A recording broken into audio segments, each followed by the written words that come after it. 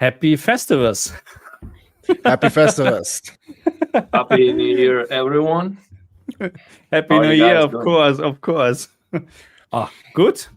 Tomorrow is first day of work for this year. I'm so excited. Oh my.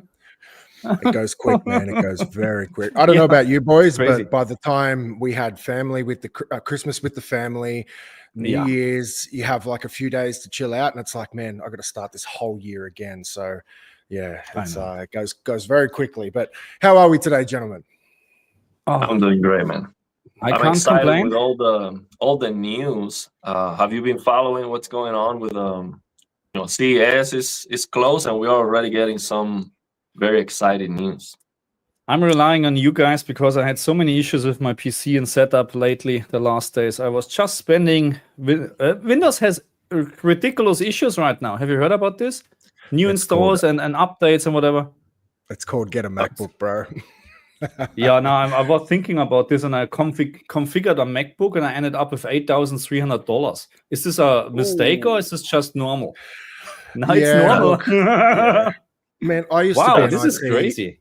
I used to be an IT systems engineer, like for my first 20 years of my career, and all I did was fix Windows PC. And then the minute I retired, I went straight to Macs, man, and I don't have to deal with anything. Love them, hate them. They're just simple. The problem is for the games you need almost, That Windows. is true. True. But all for the other stuff, when it comes to productivity, I fully agree. I long term, I'm going to Mac for sure. Anyways, we got some comments. Hello, guys. Hope you're doing good. Yes, we're doing good. How are you? How about you? I actually have a few news. I thought I'd just put this out there now. We didn't get to discuss it before we launched, but I have two news articles we can get to at any point in the stream, and I wanted to get you guys and your reactions, but we can save them for later if you want. So, Marcus, I'm guessing you're driving today, so what is the plan?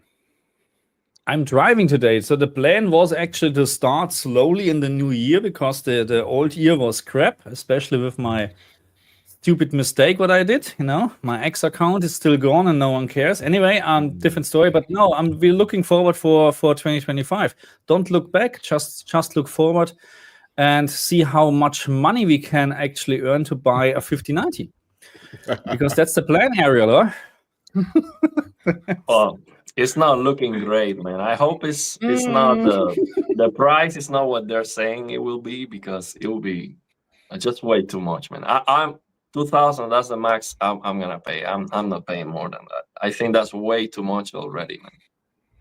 I agree. I agree. So the thing is, I'm thinking about all the time. So the 5080 starts here in Australia first, or as in the rest of the world, and I think it's the 21st or 23rd of January, which. Something like that, end of January, but I'm not going to get one because it's stupid. Anyway, 16 gigabyte, and then What is the price? So that's a big question because we had two leaks actually. Correct, one was around 2,500 Australian dollars, and one was around $1,800. Or was it? Do I remember correct? So Australian prices, not US prices, Australian prices. That's ridiculous. Come on. It is ridiculous because I paid for my 4080 $1,800 Australian dollars. So I'm not happy. I'm not going to pay over $2,000 for 4080. That's stupid, And as you know, in Australia, everything is a little bit more expensive, but the prices are also very stable when it comes to the electronic parts here. So especially GPUs or something like that. So because they are in so high demand still, despite the price, there's not much changing during the year. Yeah, this is super chat. Well, thank you very much. Thank you very much, Jimmy Harrison.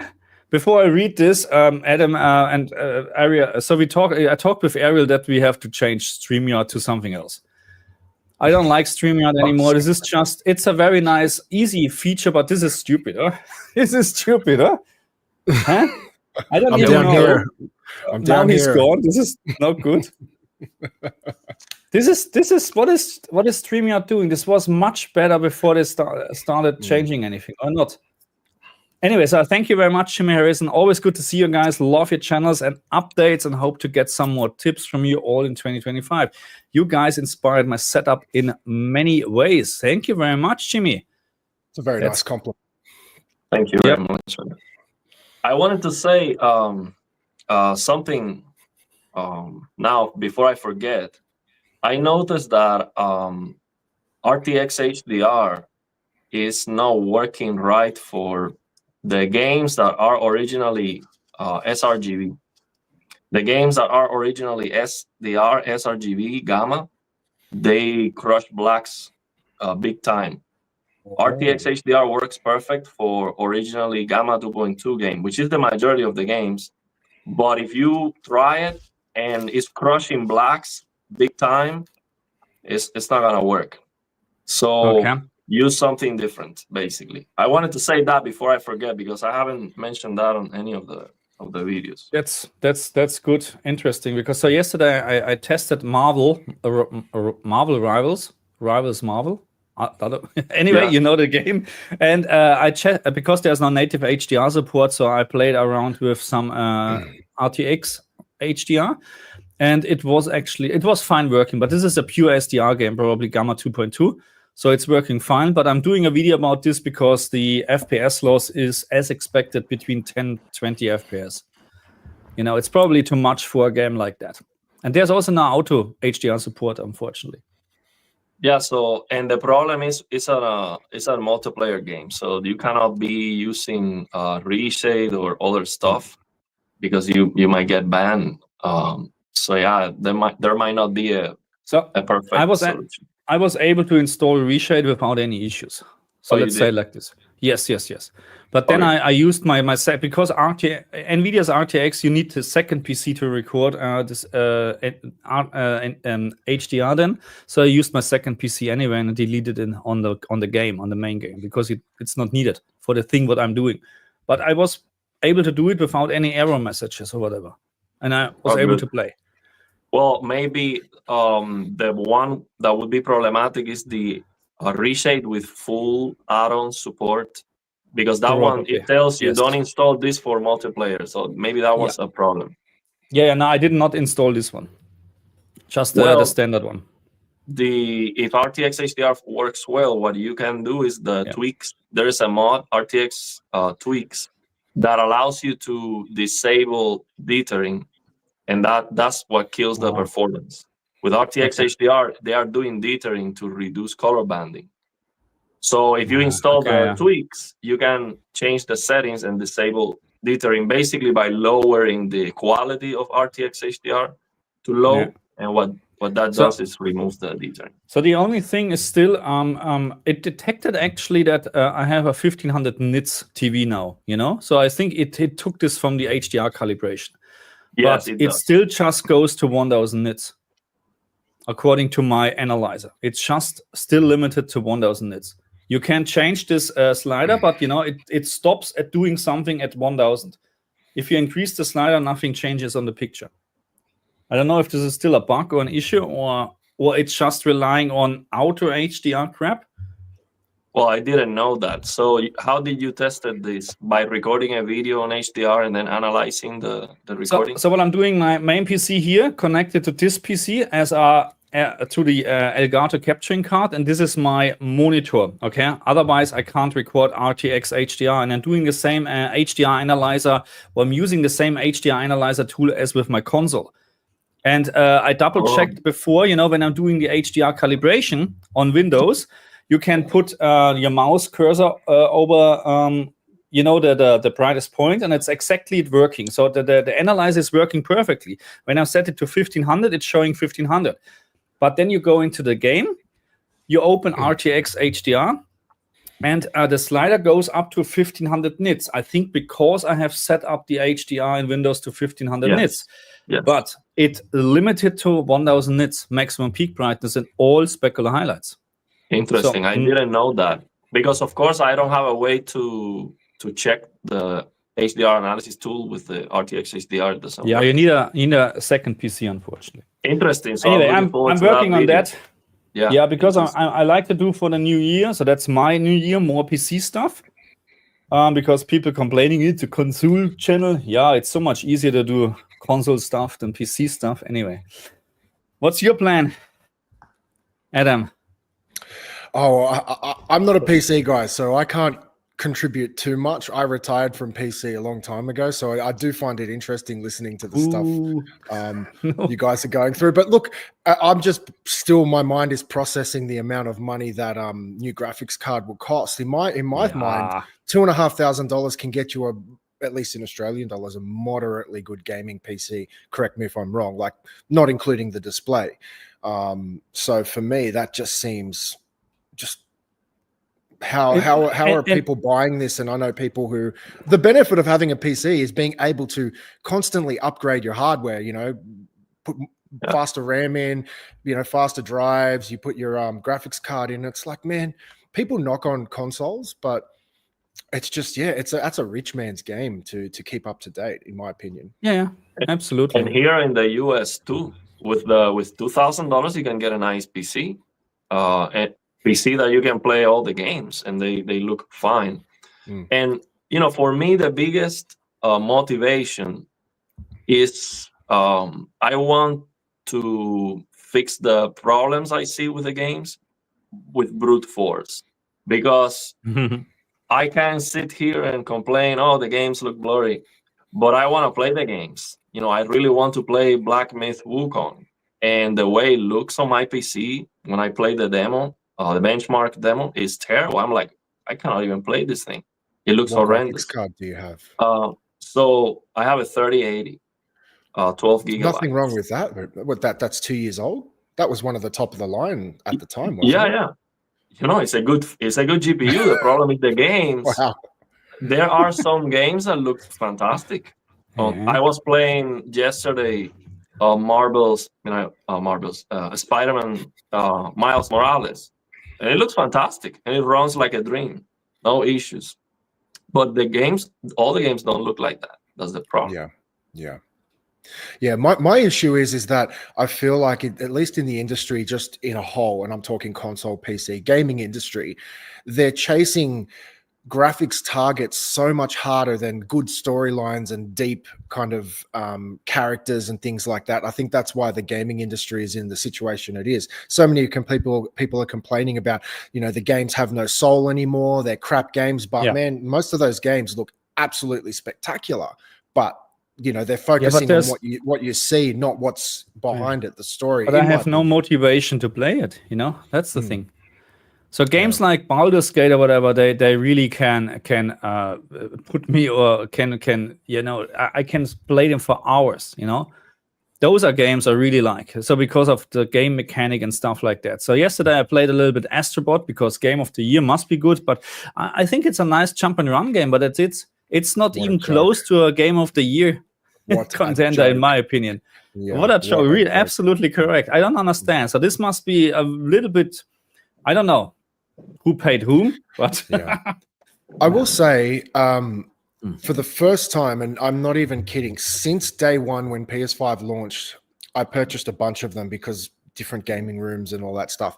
For the first time since, I don't know how long's PS5 been out, 3 years now, something like that. For the first time since I bought the PS5's day one, I actually have sat and played a game on my PS5. I actually never turned them on. Like I turned them on initially, and then I never played anything. My friend got me onto The Last of Us Part 1. I don't know if you guys have played that. It's got some remastered which version. one? The remaster or the remaster? Man, absolutely spectacular. It's the only PlayStation game I've played since PS5 came out, and I'm so blown away by that. And that was kind of leading to my earlier comment. It shows you that was a PS3 game, if I'm not mistaken, how deep and rich those storylines were, how engaging they were. And so many people these days are playing 1 or 2 generation old games because their stories are so good. Do you know what I mean? I don't feel we have anything modern that launched like that. I did play Indiana Jones all the way through, loved it. That was the first game I've played in 2024. So that I played start Indiana to end. Jones is good. Really? Day Great for game. day. I played 3 days straight. I just over the holiday break, man, and that was the only game this year I thought, man, that was a really good story. So it just shows you how the industry is right now. Yeah, and that what you're talking about is the most important thing. I mean, if the game is actually good. And this last year, I finished Red Dead Redemption 2, which I didn't, I had it pending, and I finally, had time and finished it. And there was a hole after that because how can you follow up, the story and how good of a game that is? Yeah. But what the motivation for me to get the 5090, of course, the 5090 is not going to improve the games when it comes to, how good they are. But the thing is the image clarity. Red Dead Redemption 2 is a very blurry game. I love it because it has a lot of very good things. The movements and the animations, everything is fantastic, but it's very blurry. All these Naughty Dog games, they are fantastic when it comes to how much detail they try to put into the game, and technically it's awesome, but they are blurry. They're very blurry. So you have to push an insane amount of pixels and resolution to make it look okay. Yeah. With So that that's the comment, thing.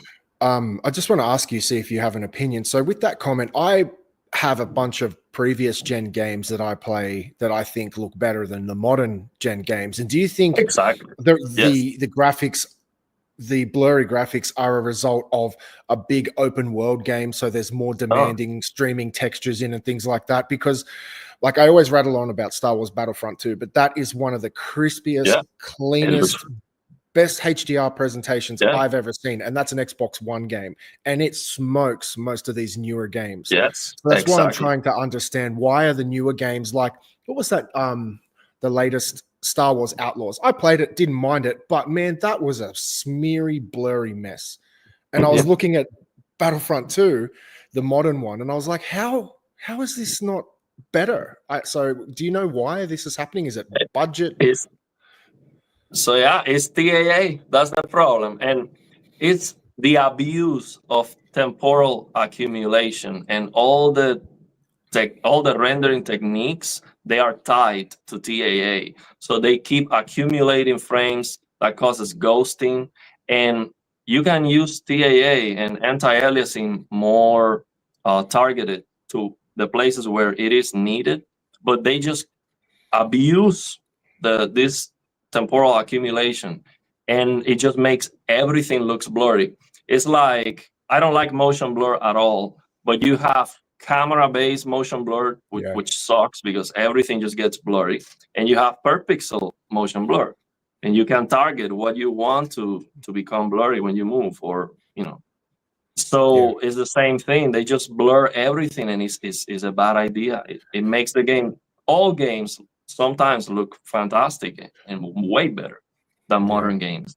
And I think this is especially a problem for future preservation, because in the future, even with tremendous power on the PC, they still look blurry. So you have to just push, because the thing is, you don't have a clear, you don't have clarity on the rendering on the game. You don't have clarity to begin with. If you play an old game right now, you just push more pixels and it looks fantastic. It looks like a crystal clear thing, no ghosting, nothing.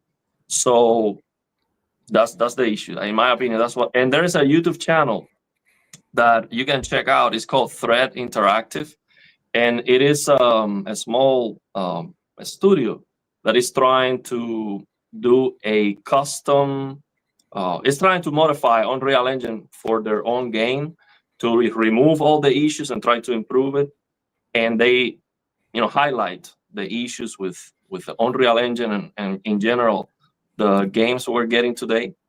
And is that basically is what I'm trying to Are you say. referring to UE5? Because what you said, the two first things I turn off in any game is motion blur and film grain. But are you referring to UE5? Because I thought UE5, Unreal Engine 5, would kind of be the next leap forward and remove all this, or is that the perpetrator, the actual new engine?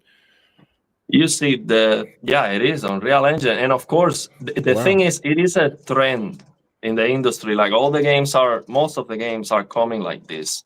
The thing is, everything is depending on this temporal thing, and it is easier to, for example, if you have a game that doesn't need a dynamic time of the day with a more complex lighting and all of that, you can save performance. When you have a game that runs faster, you don't need to lower the pixel density that much, and you have more headroom to make the game more clear. But the thing is, they are using sometimes the dynamic lighting and shadows and all of that for things that don't need it. Like if you have a game that's just linear, you can bait a lot of the stuff and use old techniques to get better performance. But that takes more effort from the studios. So anything that takes more effort, they are not going to do it. They go the easiest, fastest way. And that's why we have these games that are not optimized. And when the game is not optimized, what do? You lower pixels, you start lowering and compromising image clarity. So I'm not an expert on this, but the idea is very simple. They just don't want to spend the time in optimizing the games, and the image suffers basically. Yeah. Let's try to answer this question here. Marius, and by the way, so if someone knows a better alternative to or better streaming software than StreamYard, please tell me, because I'm going crazy here. This is just ridiculous, because it's not even showing our names anymore. Yeah, that is pretty bad, actually. I just noticed that. Yeah, I didn't even pick up on that. So this is, I don't know what StreamYard is doing, but we're paying over $50 every month for this crap software. This is done. I'm done with this. After this, I'm looking for anyway. I plugged my LG CX to my friend's laptop with RTX 4060, but in Hogwarts Legacy, frame chain was not working. It was crushing FPS. So it was working, but it was not doing the right thing. So you need to have high frames actually to use frame chain, or you should have high frames to use frame chain in the first place. So I don't know what this can be. It's a PC. It can have so many issues. You know what I mean? It can be so many issues, but it's a VRAM problem. I don't think so. And 4K with DLSS for Hogwarts Legacy on a 4060. That's good. I would try lower the resolution anyway. I opened Hogwarts Legacy like 2 or 3 days ago, and I played it a little bit. It runs very bad. You have to definitely lock the FPS because the CPU, I think, is the problem, and it stutters a lot. The game runs very bad. I don't have a 40 series to try the Nvidia frame gen, but yeah, it looks terrible. I was using, of course, a Game Motion Plus because the FSR3 frame generation mod doesn't work well at all. It looks terrible. You get a lot of ghosting, a lot. It's like unplayable. It doesn't work well. Yeah. So Tuxmog, I hate this StreamYard. Tuxmog is saying I couldn't get past the character creator in Baldur's Gate 3. What do you mean? You spent so much time there, or it was just? So I hate actually creating a character. I'm always going with the pre-configured, and that's it. I just think so. Sometimes, yeah. Sometimes maybe I'm missing something out or whatever, but I'm not spending a lot of time. I know people can spend days in Sims, to create on a character or whatever. Yeah. Anyway. So yeah, don't know. Yeah, Red Dead Redemption 2 is a masterpiece, without a doubt. There's no question about that. Yeah, it's interesting you mentioned that, Ariel. That's on my list. Also, Witcher, is it Witcher 3? I've never played any of those games. I hear the story is just so good, and after playing Last of Us, I'm keen for some more story games. Look, this is what I'm talking. I'm glad you mentioned the Witcher 3. This is what I'm talking about. If you played the original Witcher 3 before they remaster it or remake it or remaster it, in my opinion, that looks better. Way better. Okay. Because you have some shimmering. That's true. If you play at 1080p, the anti-aliasing is like non-existent. You get a lot of shimmering. but those are pixels. Like there's no blurriness anywhere. So once you upscale that, once you go 4K and beyond, that game looks crystal clear, and you're not going to see any ghosting, no blurriness anywhere. So that's better, in my opinion. The what they did with the remake, in my opinion, was worse. You get worse performance, and it is now blurry. For example, if I get a 5090, I would play The Witcher 3, the original, and I would get, I would use Nvidia DSR to get more pixels to make it 8K like. That's the goal, and it looks awesome. It looks so absolutely amazing. And that gives you also a little bit of anti-aliasing. For console, what would you suggest playing, the remaster, or can you still get the original? I'm not sure. No. Okay. No, because it will update. It will update. I don't know how it looks. If you have, is there a disc version? Then maybe you can. But with all the patches, it's always no. You can't. It's just not possible. But I would play the remasters anyway. Very good on the console, in my opinion. It's on my list. Here we go. Here's one for you, boys. Are you guys going to buy the 5090? I would not be shocked if it's $2,000. He's streaming of. And they introduced a new DLSS feature that only works on 50 series GPUs. Hey, really? Possible. Yeah, of course, they're going to introduce some things that are only going to work on the 50 series. That's for sure. So my opinion about this is it's probably the same as for the PlayStation 5 Pro. I bought mainly the PlayStation 5 Pro for the channel. I haven't played, yesterday a little bit Astrobot, but you don't need a PlayStation 5 Pro to play this game. You don't need a PlayStation 5 Pro at all to play any PlayStation game. I did it for the channel. And the big question mark what I have at the moment, should I do the same with the 5090? But it's just so much more expensive than a PlayStation 5 Pro. That's the problem. Hey, Marcus, quickly, just quick question, since you brought up the PS5 Pro and you've got your beautiful G4 in the background. Yeah. Any regret? Any additional comments? I don't want to go off the tracks too much, but do you regret? Because I was very against the PS5 Pro, but I was very pro G4. Like, just quick comments. Do you regret PS5 Pro? Do you think it's necessary? And how are you feeling now after a solid month with your G4? My opinion is still the same. If you don't have a proper TV and stuff like that, I would upgrade the screen first before I go to a PlayStation 5 Pro, or maybe the combination would be good. But still, there is not much of an advantage, for the PlayStation 5 Pro over the base PlayStation 5. There are some games still looking definitely better on the Pro. I did my comparisons, they're looking really, really better. Space Marine 2 is a very great example, but that's one game. We have Motorfest, which is also looks really better. It's not like a day and night difference, but if you have a side-by-side comparison, you can clearly see, wow, this is really nice, but just a couple of games. So it really depends, because it's a hobby. If you like to spend money on this kind of stuff, then do it. But don't feel the need to upgrade just because there's a PlayStation 5 Pro now. Nah. I think that's a very smart answer. What you just said was upgrade your display first before you get the PS5 Pro. And in terms of your G4, because I have something I want to show shortly, but tell me, like G4 S95, are you on the S95D? Is that what you're running at the moment? My apologies. No, that's fine. So I did a little bit more testing, and so because I had some days free and whatever, and so the G4 is a fantastic TV. So the uniformity, it's not an issue. You know what I mean? So because when we're talking about panel uniformity, then we're talking about test pictures, what you will never see in real life.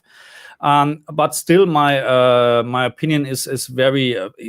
My G2 has the best from the LG TVs, has the best uniformity. Then the G4, and then with a big leap, the CX. The CX is terrible compared to the other TVs. So if you don't have an issue with the CX, then you never have an issue with any other OLED TV or WOLED TV. It doesn't matter, or QD OLED. So in terms of brightness and whatsoever, because last time I said that the S95C is brighter than the LG G4 and SDR. That's not true.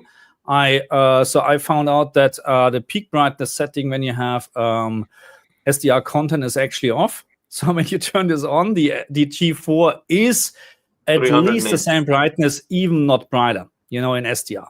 It's a brutal bright TV in HDR and SDR with such a great performance, no doubt about that, no doubt about that. It's an absolute fantastic TV. And the fact that I got it for just 2,800 Australian dollars, no question asked. I'm happy with this TV. Absolutely. So when are you gonna... Sorry, you go ahead. Sorry. When are you gonna release the videos? I've been waiting for the comparisons. Yeah. So I recorded this video. I recorded and edited the video, but this is just so I'm thinking about, because I just did it in SDR, which is fine. You can clearly see the difference between those TVs when there is a difference.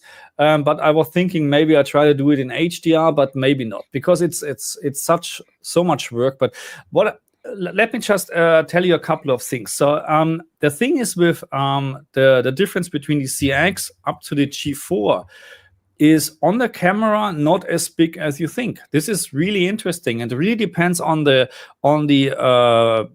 content what you're watching, actually, because I found that when I'm putting Netflix on any show, in Dolby Vision or whatsoever, and I compare those TVs in Dolby Vision, they're looking very similar, because maybe the content is just mastered in 1000 nits. So the G4 has no advantage at all in this show. And because the CX and the G2 are very close, even with your eyes, you can see, yes, the specular highlights on the G2 are more more specular. Let's say like this. The CX is dull when it comes to specular highlights, but not dull when it comes to the average picture brightness. It's more or less the same level. So it's very hard to see a difference. The G4 to the CX, of course, no doubt. But then also it depends on the content. I tested HGHG games like Ratchet & Clank, and in some scenes, all the three TVs are very similar.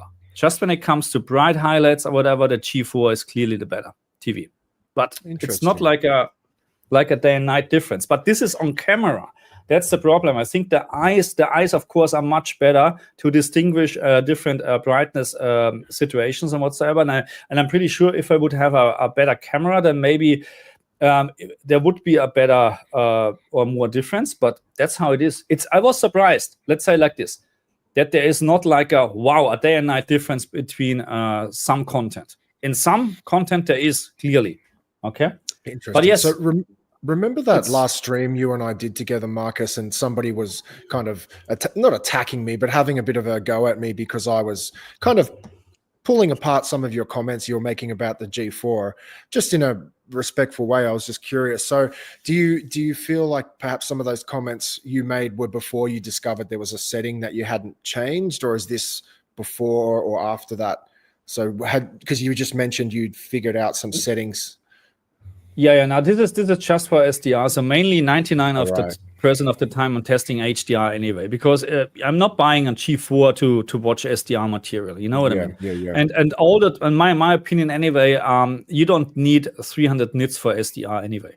So it's way too bright, because what people don't understand, and we need to talk about this at some point in a different stream in more detail, but I'm getting still so many comments that SDR is so much better because it's brighter. It's from a, yes, it's brighter on your screen because you can crank up SDR like crazy, but it's not brighter from a technical point of view. It's not even possible. Full stop, because SDR. So first of all, SDR is just 8-bit, and the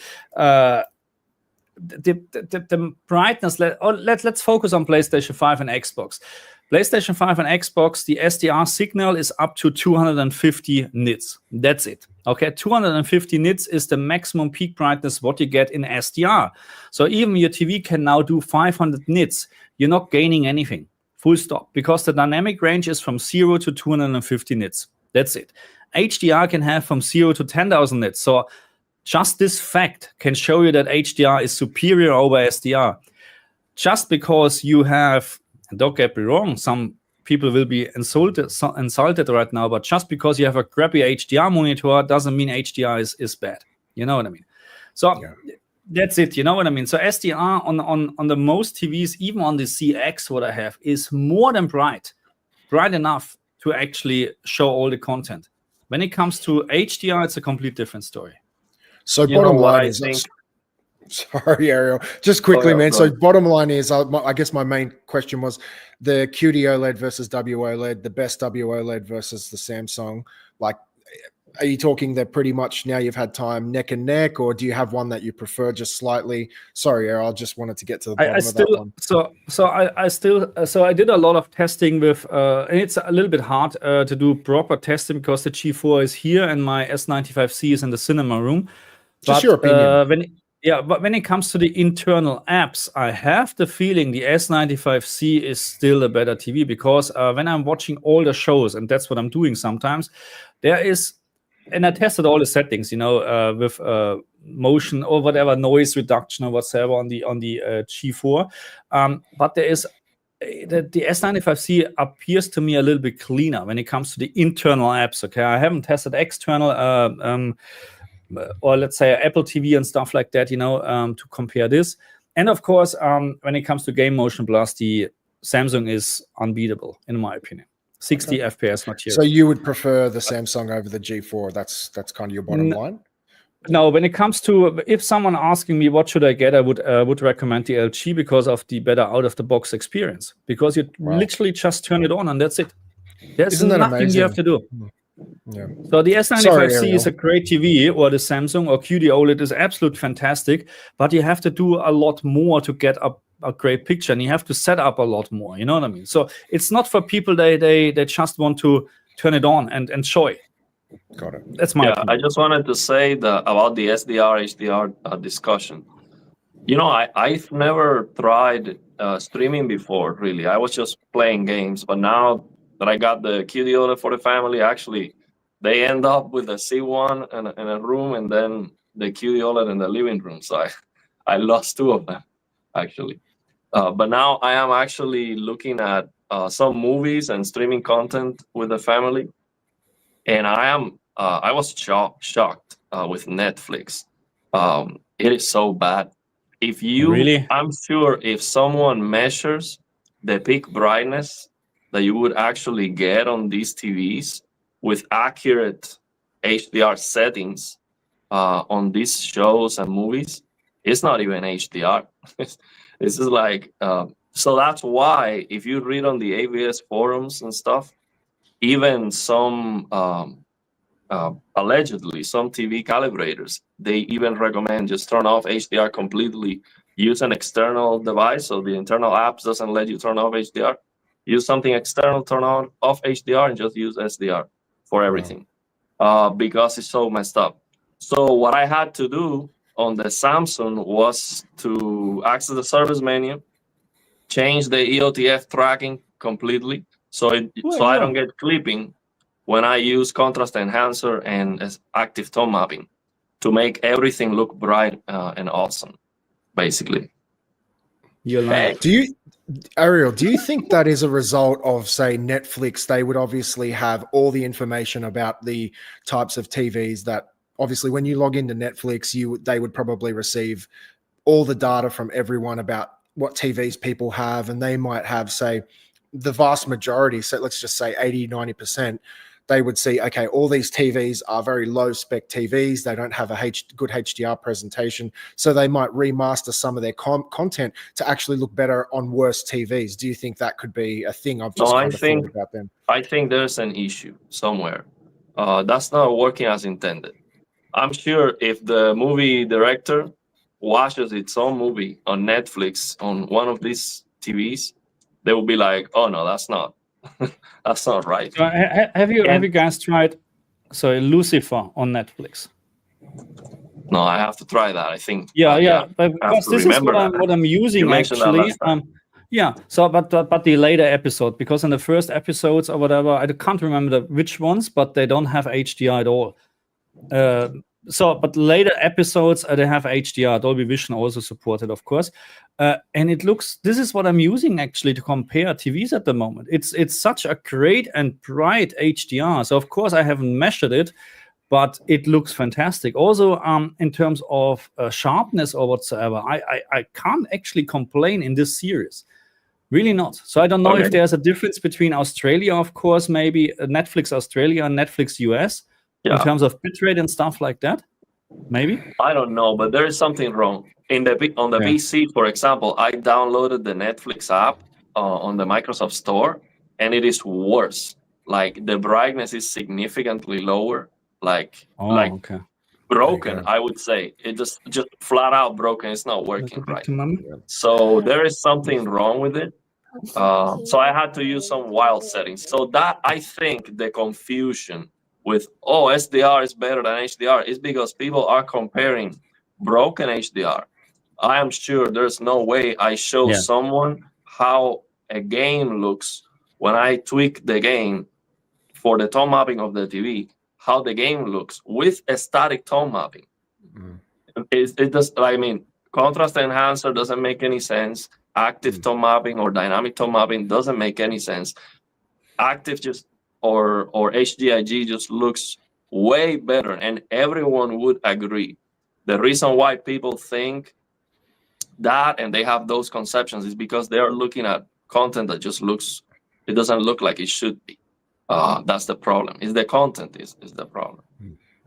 Absolutely. Now, the other thing is there are some TVs that on SDR, they get crazy bright, but that's not SDR. Like this Hisense UX, I think on SDR is over 10,000 nits. That's not SDR. That's the TV does that, but that's not. No, I tell you, that's the problem. It's 200. So you shouldn't set up your. So I calibrated my TVs to match PlayStation 5 and Xbox to 250 nits SDR. So years ago, when I was working in the broadcast industry, it was 100 nits. When we calibrated the LCD screens, 100 nits, or for some very dark environments, 80 nits. 80 nits maximum peak brightness. That's nothing. That's nothing really. That's so like now plasma. It's 80 nits full screen. Less than 80 nits actually. Yeah. Wow. And it is too dull for me. Full stop. It is. So 200 nits is really nice, and that's why they're going for this higher brightness now for SDR. And the mastering those the SDR material for this higher brightness as well, because this is what we need to keep in mind. Just because you increase your brightness on your TV or screen, you're not gaining anything else. No information at all. Nothing. Now let me answer this question from Silver. S90D or C3? You see, the problem is with the S90D, you don't know what you're gonna get. The S90D has 4 possibilities actually.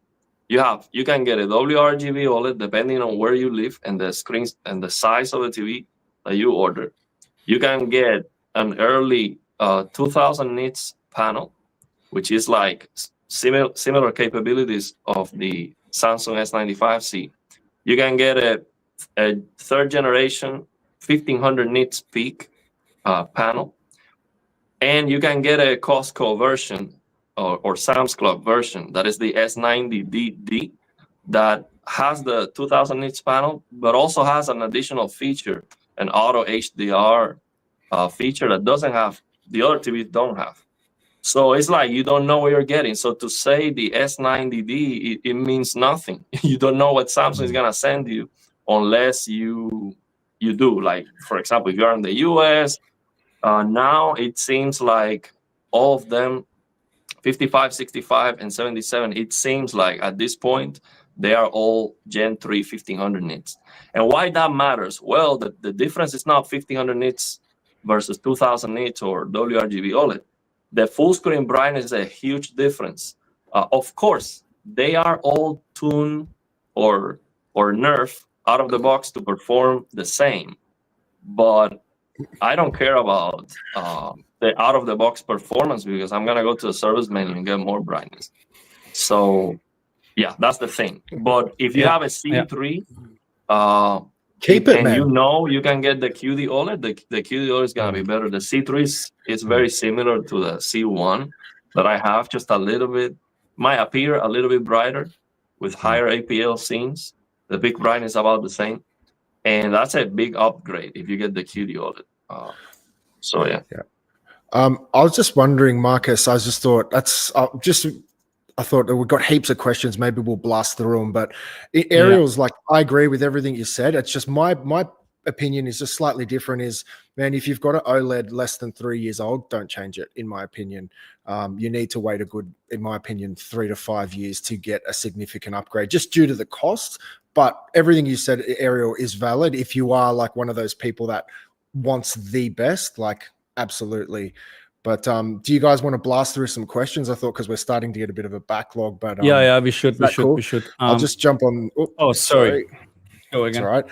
I don't know if 8K will be like going from 1440p to 4K. That was nice. Or would there be a more wow factor going to 100-inch at 4K? It might be nice to see the game bigger. Why are we talking about 8K anyway? Yeah. Well, look, I had an 8K TV, 85-inch, and then I went down to a 4K G4. I could not tell any difference. I have a 100-inch 4K TV in my living room. Marcus, you saw it. It looked crisp. The amount of comments I have on that video saying it'd be a blurry mess, it looks like trash. I'm like, man, that TV looks amazing. It's not an OLED TV, but in terms of sharpness or whatever, there's no problem at all. No. Absolutely. Well, so 8K is useless anyway. Where's the content? Pardon? Yeah, I wanted to say the 8K is a big difference. But to my point with the blurry games, there are some of these blurry games where no matter what resolution you set, it's still gonna look blurry, and it shouldn't. With a game that has just raw pixels and it looks clear, from 4K to 8K, there should be a big noticeable difference when it comes to how, the aliasing. You get less aliasing. You're correct. It's going to be so much better. And if it's not, it's the game. And it is not in some cases, which is crazy. Yeah, I can just say that's probably relevant to PC players. I don't have a PC. I had an 8K TV, didn't notice a difference. But yeah, you're definitely right. If you've got the graphics power to do all of that, then I'm sure it would be a huge difference there. All right, I might throw some questions at you boys if that's cool. Yes. We'll catch up. So who wants to take this one? So he's writing, hey guys, I got the LG G4 with great panel uniformity since unboxing, but there's a dead stuck pixel that shows up as black on a red screen. Would you play the panel lottery and return or keep it 50 hours in? You never know what you get. That's the problem. You would, yeah, of course. I actually did. I got an S95C that was so clean, $760. I mean, $760, 55-inch S95C, absolutely amazing. Everything was fantastic. It had one dead pixel and one pixel that was stock, sometimes going on and off. So that might get fixed. I would return it, man. I could not live with it, and it wasn't a top left corner of the screen. The return it, man, because it's gonna drive you crazy, especially after it's there. Oh, you're gonna see it everywhere. And if at a normal viewing distance you don't see it, you will get close and okay, here it is. So yeah, don't do this. Beam me up, Scots. I just fired up Modern Warfare 2019 because how Black Ops 6 looks online, and wanted to see if my mind was playing tricks on me. Modern Warfare 2019 looks better than the new CODs. I will absolutely agree with that. My friends and I still play Modern Warfare 2019 co-op mode because it looks so damn good. Have you guys had experience with this game at all? No. I can't remember. So we're talking about some Modern Warfare. So is it Game Pass? I need to download it then. I don't think so. Yeah. Anyway, so just yesterday actually I played a little bit Call of War or Black Ops 6, but just the campaign. Yes, you're right. But I found the graphics really good in the campaign, especially HDR. Absolutely. So maybe they downgraded the graphics to get. So is there a difference in terms of players between this Call of Duty and the other ones, so that maybe they have to? Well, we play that one specifically. Oh, the graphics. I thought you were talking about players. My friends and I play that because it has really good co-op mode where the modern ones don't. So we like to just play together. But I don't know if that was what you were getting at. No, but so Black Ops 6, does it support more players online than the other Call of Duties? So maybe that's why they have to turn down the graphics, whatever. I don't know. Or is it a different engine? No, it's the same engine because it's always the same engine. Yeah, I'm not sure. Yeah, let me read this one because I think it's for based on the comment I made. Oh, for Adam. Yes. Okay, go ahead. I think this is actually based upon our conversation earlier, Ariel. Yeah. But yeah, for me, it says complex graphics require TAA and high resolutions to resolve properly, but modern games use screen-based techniques and ray tracing to save on costs, which hurts image quality and resolution. I think that's directly referencing what you and I were discussing before, if I'm not correct. So, Ariel, you talked about the Wukong benchmark. I tried it on my 4090 max settings with DLSS balanced, and I got 49 FPS. I need a 5090 to get a stable 60 FPS with ray tracing. Let's go. That is absolutely insane. This is really... That's exactly. Also, the thing with, because this is the way I think. Of course, everyone is different, and I'm very different from most people. But if ray tracing, for example, let's say I'm working on Nvidia, we're working on ray tracing, and once you turn it on, then you have a bunch of noise and things look kind of messed up. I would be like, okay, this is not ready. Like, it is not better in every way, then it's not better. And that's the way I think. So with some of these more advanced rendering techniques, you are sacrificing image clarity. And for me, you cannot do that. Image clarity comes first, then the rest of it. Let me they don't care. And I have seen this on my PlayStation 5 Pro tests, when they're releasing subtly the Pro updates with PSSR turned on, and it has a worse picture quality than before. They don't care.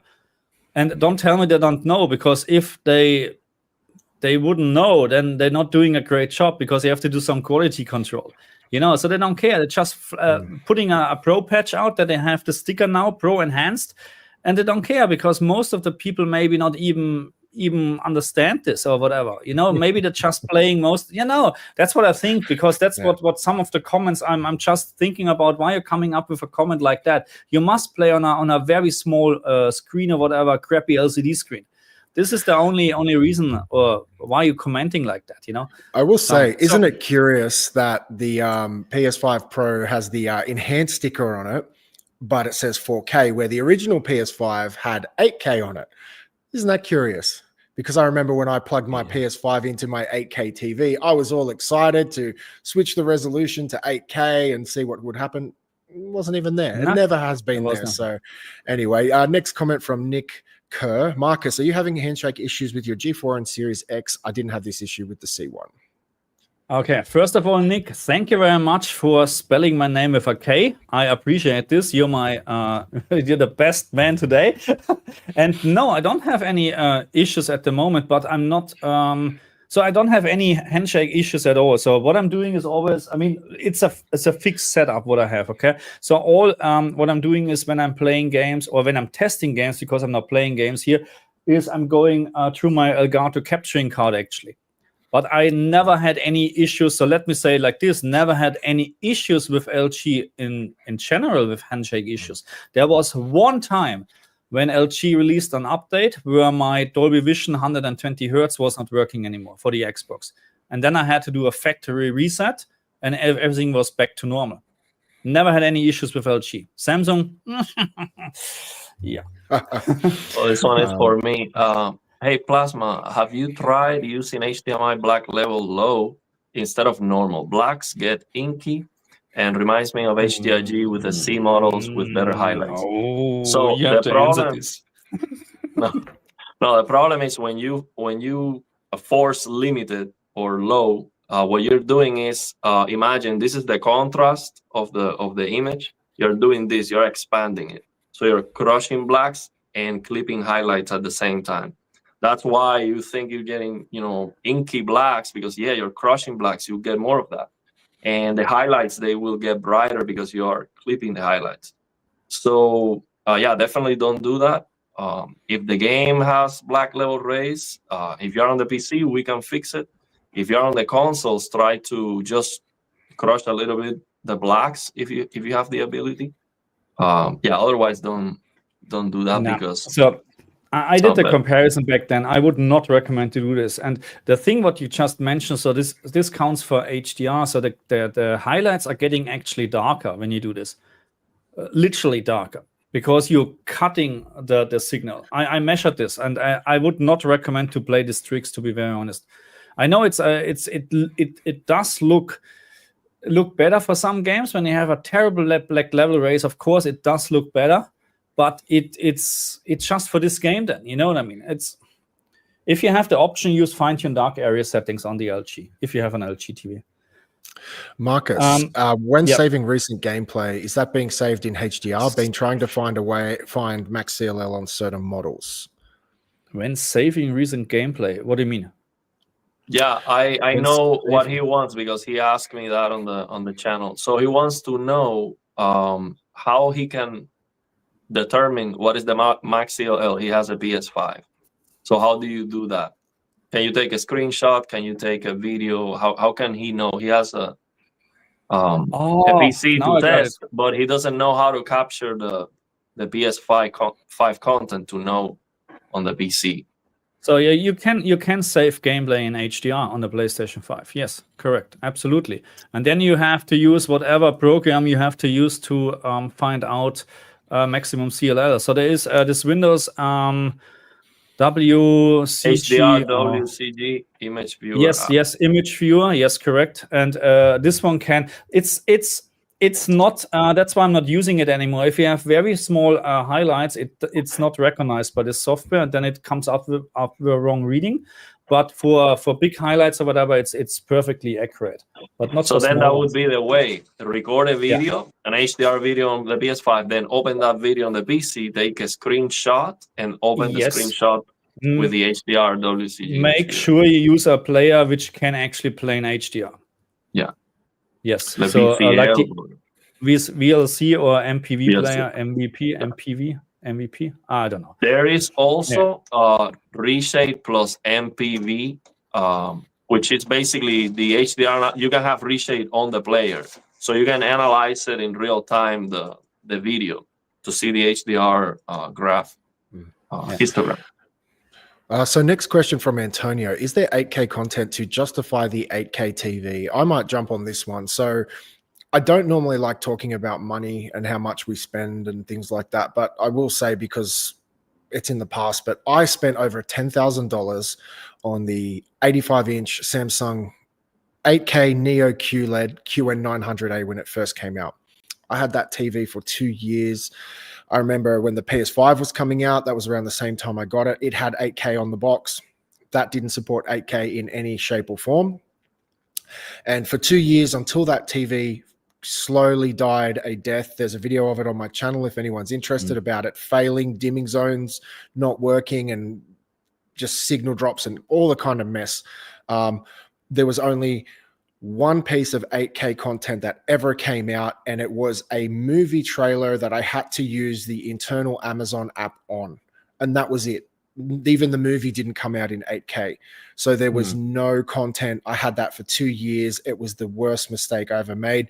And it was a blessing in disguise. The TV eventually failed and I got all my money back, bought a G4 with a whole bunch of change. Best decision of my life. Thank you, Samsung. Which is also why, if people see me beat up on Samsung a bit, what they took me through to get to that process was hell, but that's another story. Yeah. But yeah, just thought I'd quickly jump on that one. So Marcus, do you have a new XXX account? X account.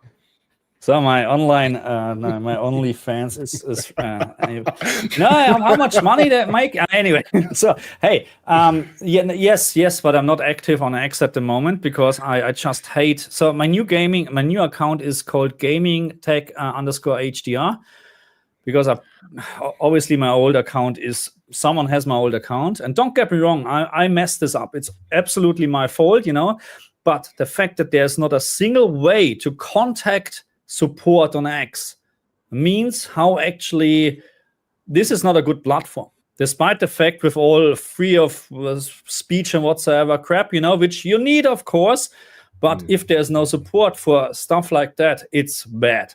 That's why I don't know if I continue actually using X. I like it. I had a lot of followers and a lot of contacts over there, which really pisses me off, you know, very contacts to Digital Foundry and stuff like that. It's all gone. And I'm not sure now.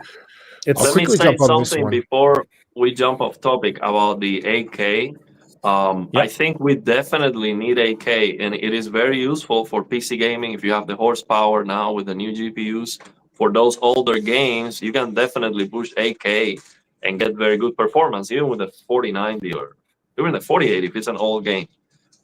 So I think that's great, and 8K is especially good for 3D.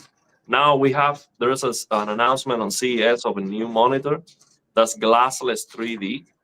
And we had that in the past. There's like a laptop and another monitor. I saw a Linus Tech Tip video about one of those monitors.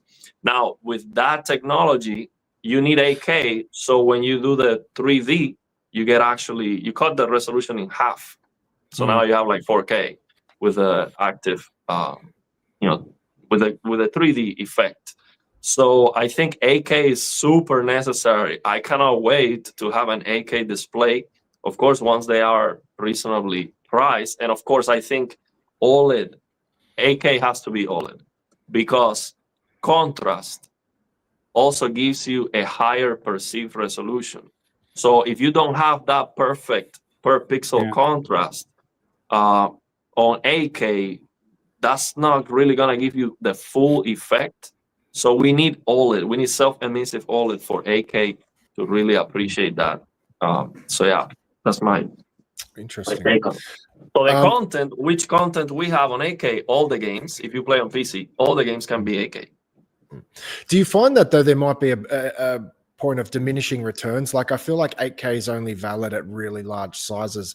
Like at a 27-inch display, like, what do you need 8K for? Like, in my opinion, I think it's but for PC, it makes sense to avoid aliasing, because is SMA not doing the same? SMA, when you turn on SMA, it's changing the internal resolution, and you still have 4K output, but it's doubling the pixel and stuff like that to have no aliasing. Okay. Yeah, but now you can use 8K and SMA. So it's gonna be awesome. I mean, 8K is just 5090. It's gonna be fantastic. The games are gonna look a lot better.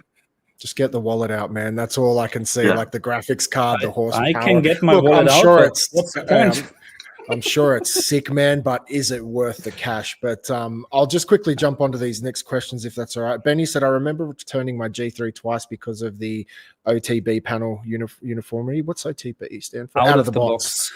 All of them were horrible with noticeable reverting bands in dark scenes. The third one was just terrible, so I settled with it. But after 1,000 hours, it is now clean. So 1,000 hours. That's what happens. See, that's why I was pushing you on your G4. I wanted you to have a good couple of months with it. Yeah, no, but this is not the point. I can't have months, to wait 1,000 hours, So this is it shouldn't be like that, to be very honest. I understand a couple of hours, let's say 50 hours or whatever, but not 1,000 hours. Yeah, no, that's fair enough. Beam me up, Scott says, yes, I heard the G4 has a huge handshake problem, not displaying the correct resolution. There's a YouTuber talking about it, and it's still not fixed with updates. I have a G4, haven't had an issue. My Xbox is connected to my HDMI receiver, which is connected to my G4, which would probably have even more links in the chain, so more risks of handshake problems. Never had an issue, so I can't say that. We need to be very careful with this, because you brought up a good point, because so I'm not using an AV receiver here, As soon as you're using an AV receiver or a splitter or whatsoever, it can be a complete different story. And you know what I mean? Even a slightly faulty cable can cause issues, you know what I mean? With handshake issues. That's how it is. We need to be very careful. So my experience is I never had issues with handshake, HDMI handshake. Can I answer this one, please? Or I like to understand here more from Trademaster, because he's running HDR's third-party trash that uses PlayStation 5 resources and lower textual resolution on the PlayStation 5. So let's start with this. This has nothing to do with texture resolution. HDR is a complete different. Nothing to do. Okay, I proved it. Okay, I like to see this. Just post your link. I like to see this. SDR is so much better because you can create an HDR-looking image far better. No, you can't. It's not possible. From a technical point of view, it's not possible. I like to know what TV or screen you're actually using, and maybe that's one of the explanation. But it's not possible. We've got Stop the FOMO. Hey team, I'm walking around Vegas as I listen to you, and this might be a perfect time for me to. Do you guys mind if I quickly show a web page with some information I've come across? No, all good. Hey FOMO, how are you doing? How you Go doing, for it, FOMO? Adam. Hey, let me ask FOMO before you go there. Please, FOMO, can you ask or at least comment to this LG, all these companies, if you have the chance, about the new CRT simulation shader that was invented by the Busters chief. They can go to the Busters website, because this can be easily implemented in all TVs to replace the BFI. BFI is not even close to how good this is. And if they need help, if these TV manufacturers need help, the Busters chief and Timothy Lotz, Mark Rihon and Timothy Lotz, they're saying they would help you implement this, and it could be a firmware update on their TVs. And it's better because it flickers less. So a lot of people say, oh, I don't like BFI, I'm not even ever going to use it because it flickers. This is gonna flicker even much more less, and it's gonna be brighter too. And it has a gamma adjustment, so the picture looks, it's supposed to look correct, actually, as good as possible. So it would be great if this becomes like the norm now. And of course, if they do it at the hardware level, it could be a lot better. So it would be awesome if you can, comment that with these companies. Yeah, awesome. That's good. Let me answer this one. And FOMO, if you want to join, just quickly live stream, go for it. Just tell me. Anyway, so if PlayStation 5 and Xbox Series X can output max 250 nits in SDR, what brightness value do you recommend for LCD TVs for SDR gaming?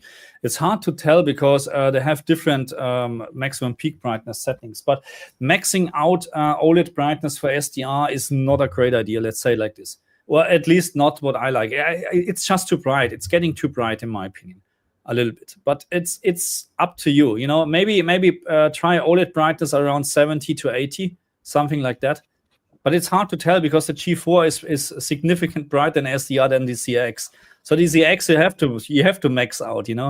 That's the thing. It's hard to tell, hard to say. All right. Do you mind if I quickly just jump on this article? So let me just fix this up. So this is a rumor I have come across. Would like to see if you guys have any feedback. So LG's new OLED TV tech at CES 2025, a G5 series with 165 hertz, 4-stack WOLED panels. However, the highlight is this. So LG to showcase new OLED TV tech with 4-stack WOLED with up to 3700 nits of brightness and a new 83-inch QD OLED TV.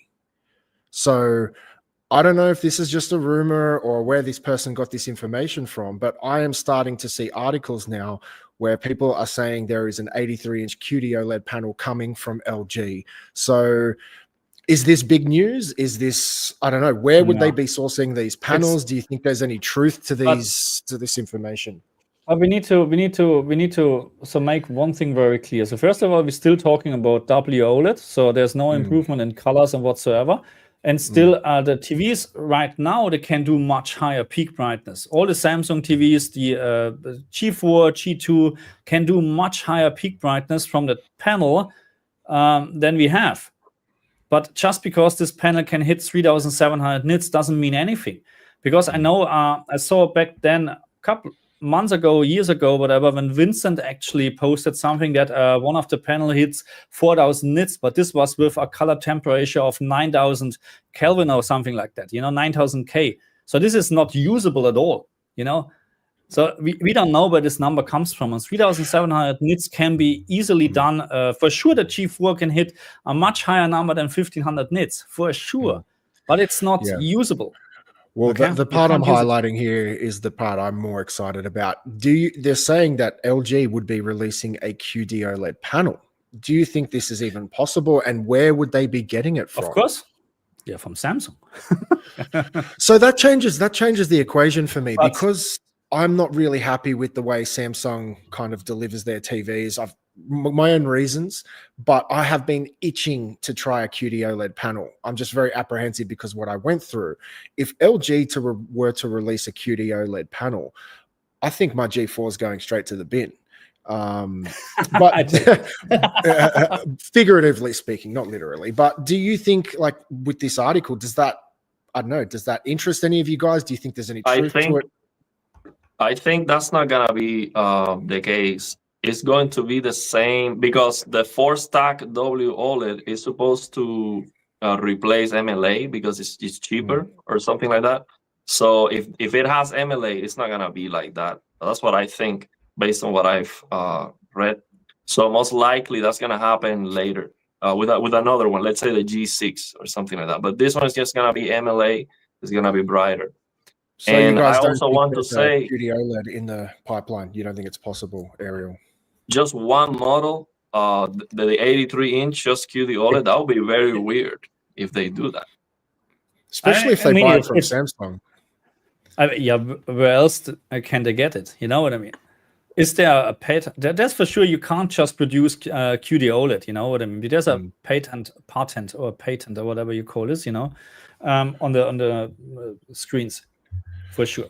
Anyway, it would make a lot of sense though, because in my opinion, like the G4's kind of peaked WOLED.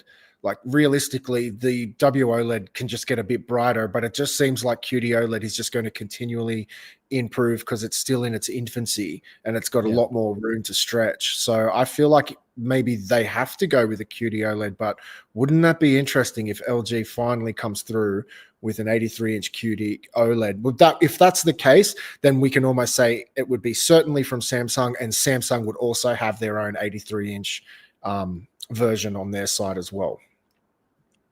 Probably. So is right now there's no 83-inch QD OLED version, huh? Not yet. No. Hopefully 2025 we get one. That'd be very cool. So I don't know. So, and interesting. So let's wait what FOMO is saying, because he's there. He will know soon. He's probably already got one in his house, man. I guarantee it. Yes, probably. yeah. 150-inch. So a question for Marcus. What black leather setting on PlayStation 5, Samsung S95C? There's a lot of conflicting info out there regarding this. I always use auto. I never play with this. I always use auto. On the LG, on the Samsung TV, always use auto. So if you don't have the option to use auto, then you use always limited. Never use full. Never. Because you get just in troubles with HDR and stuff like that. Believe me. Limited or auto. I prefer G5 QD OLED 83-inch too. Yeah. Yes. FOMO, my brother.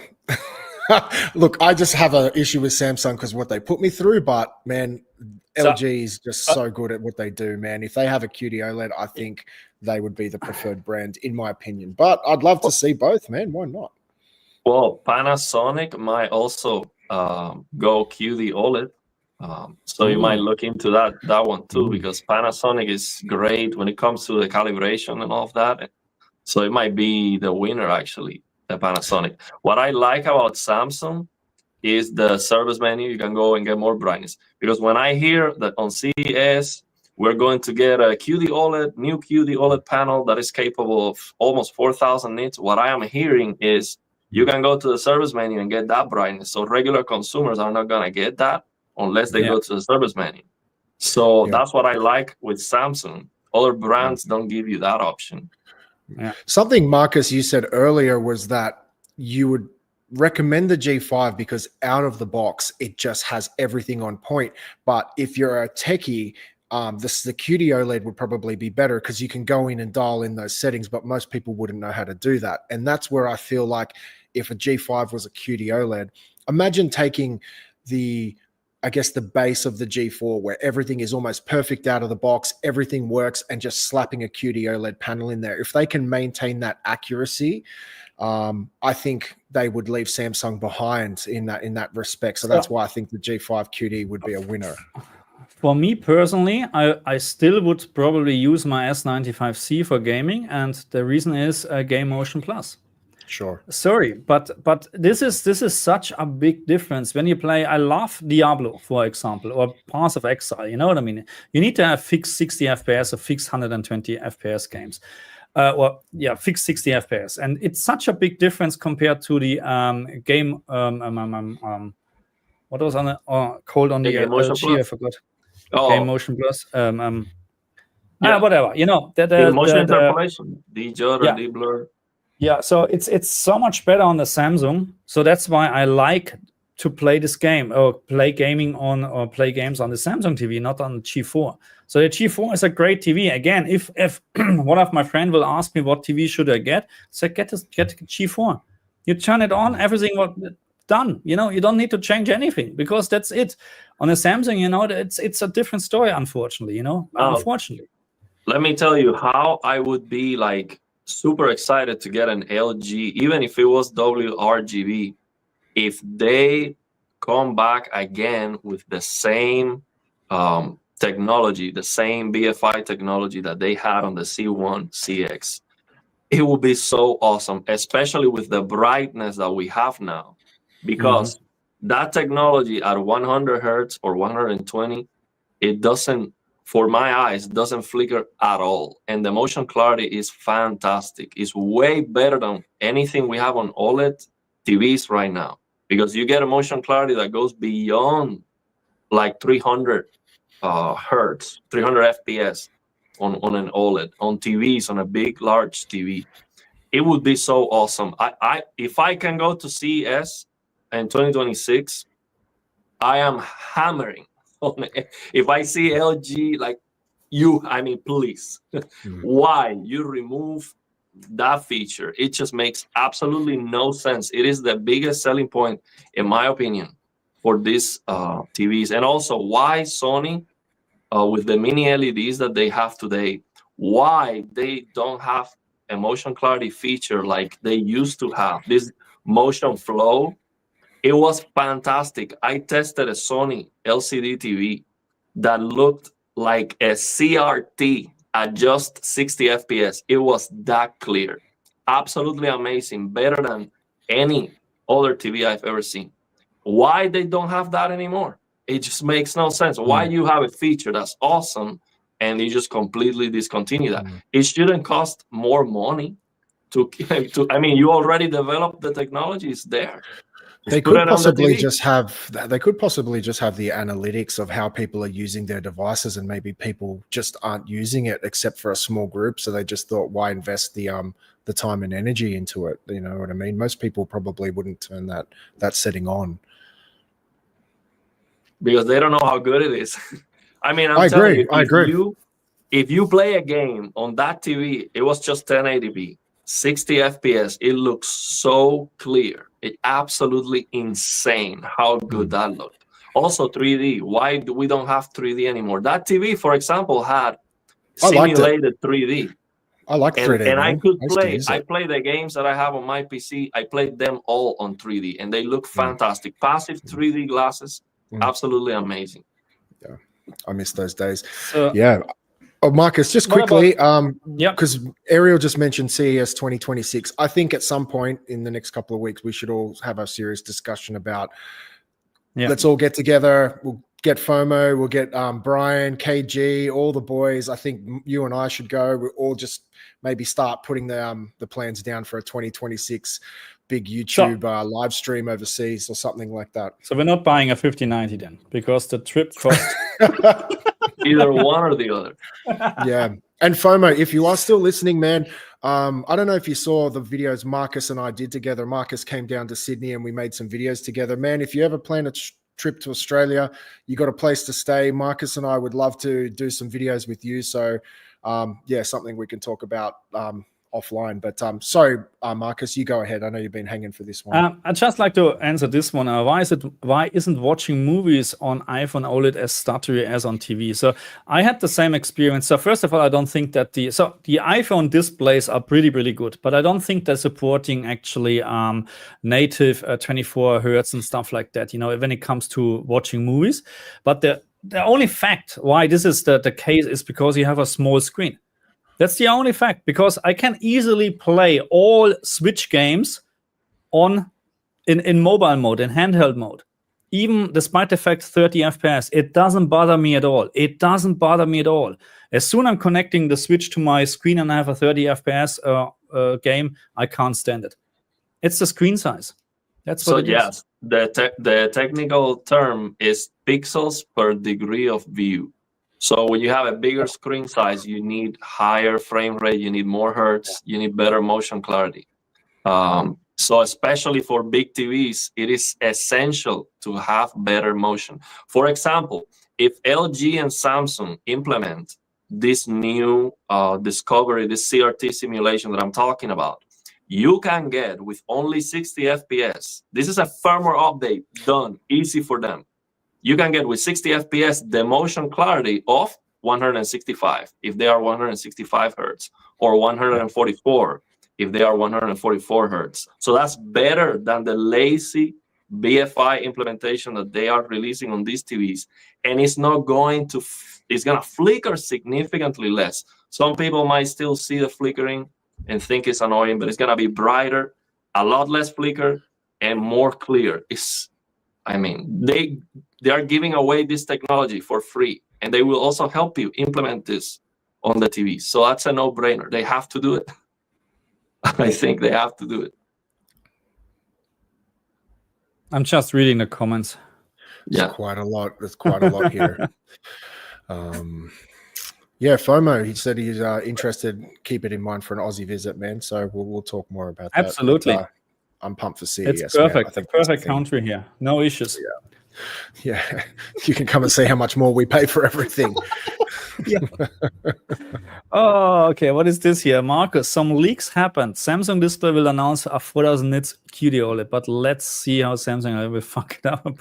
So let's say like this. The S95B, which was the first QD OLED TV, panel technology-wise great. Samsung Electronic with their updates and whatever. I don't know what they have done then. The S95C is a complete different story. Okay, so there's no issues with updates anymore. There's no issues with picture settings that they're getting erased or changed or whatsoever. I think they're learning. They will learn that the S95D is already much better according to Ariel out of the box, you know, with settings and stuff like that. The next QD OLED TV it's getting very, very, very hard for LG. Let's say it like this, because Samsung is also very, very good. They will improve over the time. No doubt. No doubt. And again, 4,000 nits doesn't mean anything. 4,000 nits doesn't mean anything. Yeah, absolutely. They will not let you have all that brightness out of the box. But if it is there in the service menu, that's very exciting. That would be awesome. Now, what I like the most about the S90D is the calibration. For me, I don't have a calibration report for you, but to my eyes, that's the most natural looking display I've ever seen. Skin tones, everything looks so on point. The white balance, for my eyes, it's just perfection. Like it's just dream, in my opinion. And that's the point. So it's very important that we understand. I like to get this message out again. It's not important that it is correct. It is important that you like it. That's all what counts. You know what I mean? That's all what counts. I just wanted to quickly show another article. There was just a couple I had in line, but essentially the headline is Hisense Australia's profits surge as they target struggling LG and Samsung. Now, I won't read the article out. I'll post the link in the description if people want to check it out. But essentially, at least in Australia, I'll be very interested to see how it over in the States. It's when you read the article, Hisense has gone from making losses every year now to making huge profits, and they are eating away at the premium market in Australia. So LG and Samsung have this diminishing market share, and at least Hisense is just increasing every year over year. Yeah. So would that lead to LG then purchasing displays from Samsung for their QD OLEDs for their G5? That's could that all be related? Who knows? But I do think I heard some stuff FOMO saying was that like TCL and Hisense are really eating into the market share right now. So just a bit more TV news leading up to CES. Also, if FOMO's still here, please, if you can ask TCL what happened with the 8K inkjet printed OLED with glassless 3D that they announced almost a year ago or more. Where is that monitor? I was so excited with that. Gone. It's gone. I wanted to buy that. I mean, just think about it. 8K inkjet printed OLED. So that is, they are supposed to have higher full screen brightness, a little bit less peak brightness maybe, but fantastic colors. That's self-emissive RGB. 8K and glassless 3D, and it was big. The size, I forgot if it was 48 inches or 55. It was a big TV too. Where is that display? What happened with that? Ariel needs this. Come on. That's incredible. That's a question for Adam. Ola, for Ariel. I think he's talking about HDR. Oh, correct. HDR, Marvel Spider-Man remastered, no PC. Full concertado. I think that's like Portuguese. Okay, so let's try the English version here. Hello, here's Marvel Spider-Man Remastered HDR on PC. So here's the thing. If you watch my old videos, every time I see on a game black level rays, I was like, okay, immediately that's broken. There's something wrong with it. And after more experience, I realized that they do that intentionally. And the fact that you see black level rays in the darkness doesn't mean that the black level rays is there all the time for every single scene.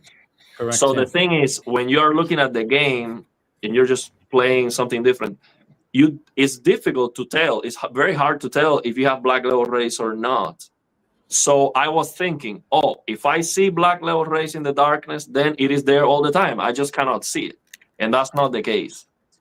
They do this sometimes. They have, in the darkness, it looks kind of green or blue. And that is just the color grading that they decide to have on the game. You might not like it, like I don't. I don't like that at all. But that's what they do. So that doesn't mean the HDR is broken. No. So best example it's fine. Best example is Resident Evil 2, where I proved that they have actually perfect HDR black, a perfect HDR black level flow in the game, but not all the time. They're just raising this for some scenes to make it more washed out or whatever. Yeah, now there is a fix on the PC. You can use this PD80 shaders, and there is a color grading fix that I share, which will dynamically fix that for you. So it will only, so it will get rid of the black level rays or any color tint. So give that a try.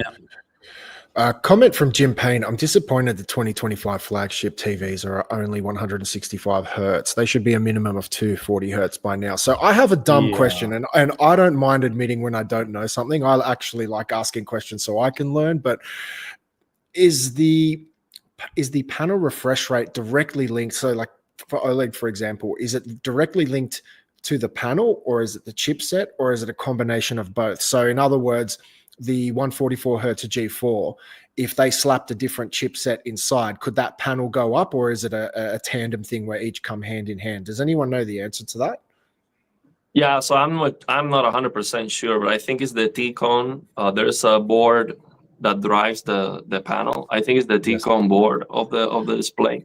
I'm not sure what the limitations are. Of course, the inputs, the HDMI 2.1 has its limitation. You need to use DSC for that. But I think it will be possible. They are just chipping out with the hardware that makes that possible, because it will be more expensive.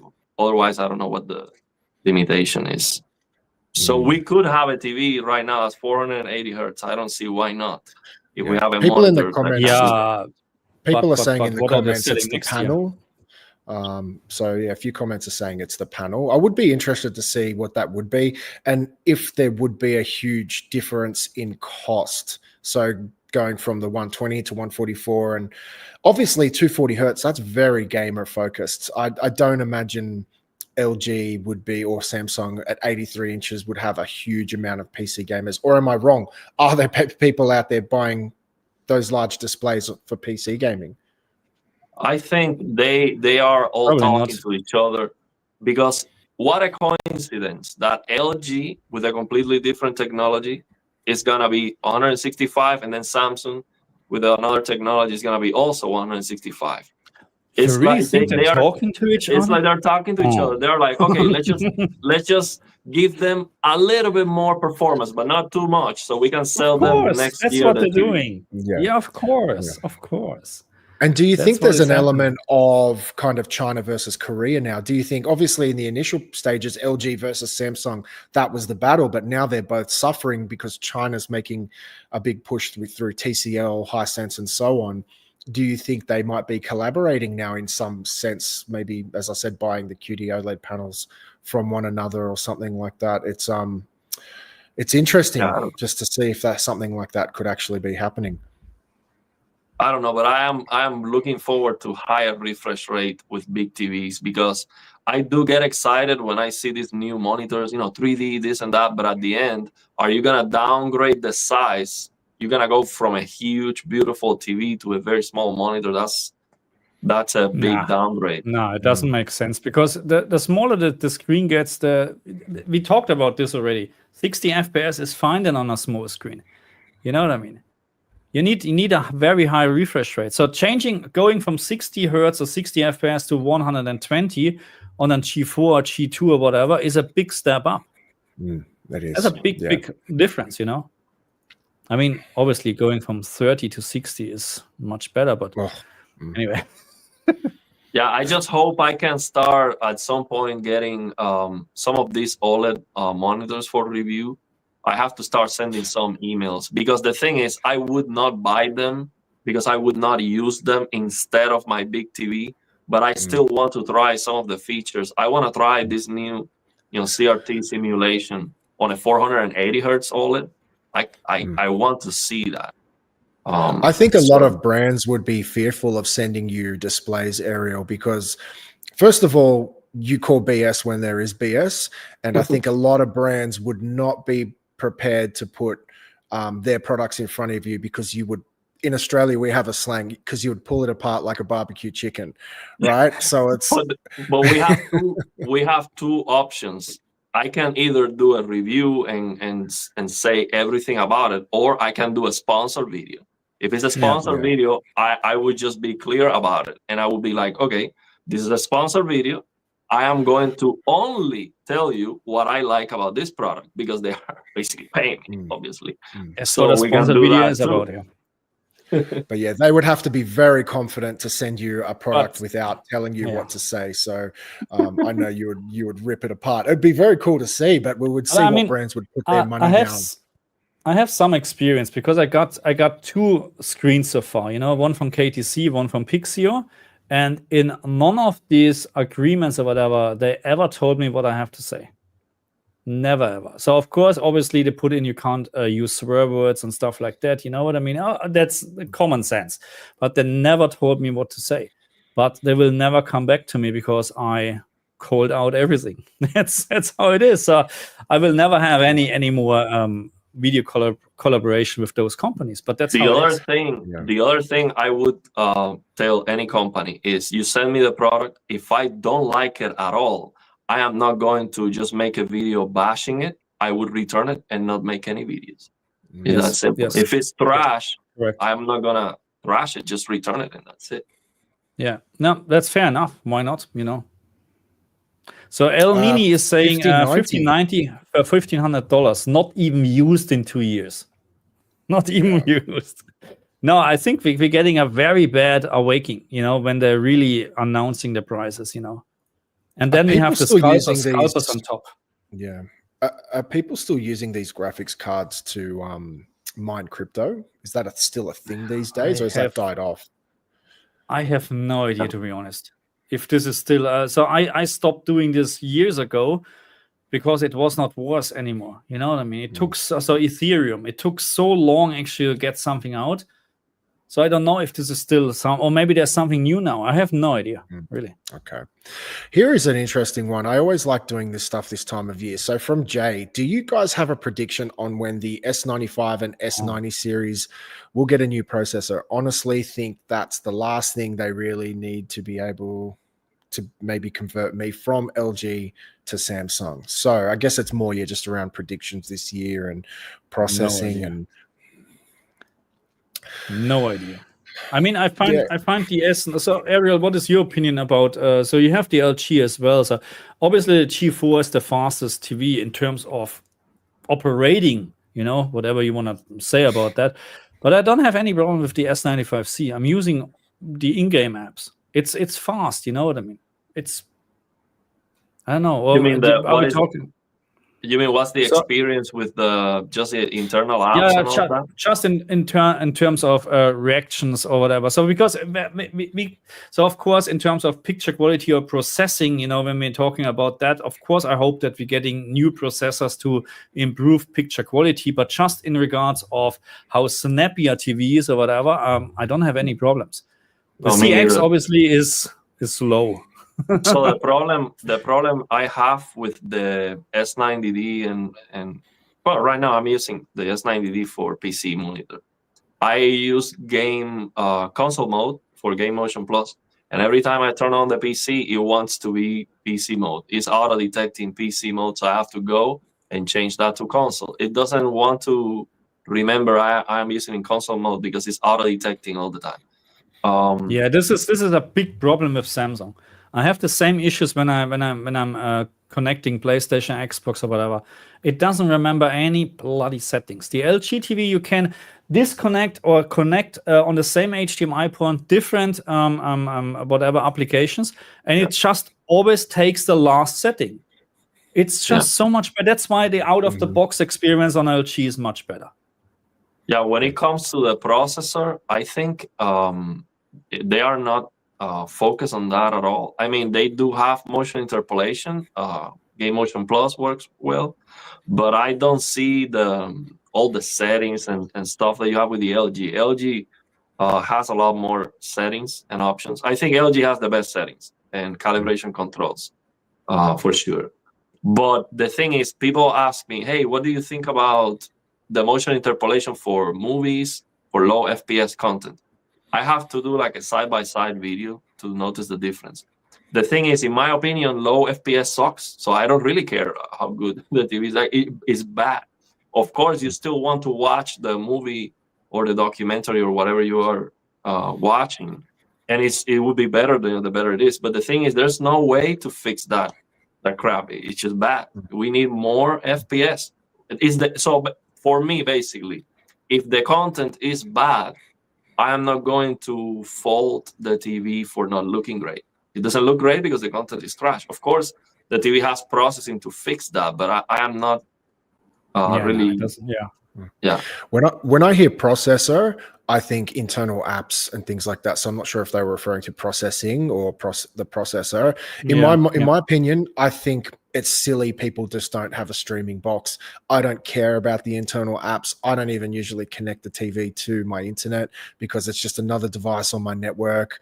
If there's an update, I might connect it and do the update. But man, I slap an Apple TV on every TV. Apple takes care of everything. I think that is you just pick the best panel that suits your purposes and what you want. And then I would just forget the internal operating system. I think most of them are garbage in my opinion, but it depends if they're processing. They're not good. Of course not. No. Just the other day, I put the Apple TV on my S95C again because I'm doing more testing now.